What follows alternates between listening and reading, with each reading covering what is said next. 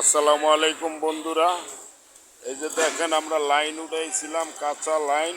এই যে ট্রলারের সাথে বাইন্দা চেন কপ্পাদা ঝুলাইয়া এই যে নামাইছি। মানে পানির মধ্যে কাঁচা পাকা লাইনের ভিতরে পানি লাগাই দিব, ইনশাল্লাহ ওকে থাকবে।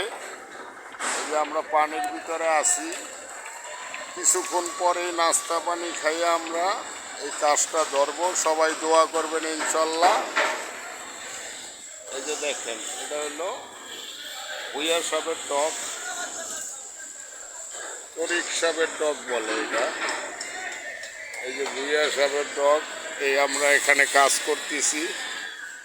এই যে দেখেন, পুরা সবাই দোয়া করবেন, সবাই দোয়া করবেন আমাদের জন্য। এই যে দেখেন, বেশি বেশি দোয়া করবেন বন্ধুরা। ওই যে কাজ চলতেছে, চলমান, শীতে যাবে ইনশাল্লাহ। ঈদের ভিতরে আপনারা এই সার্ভিসে যাইতে পারবেন ইনশাল্লাহ।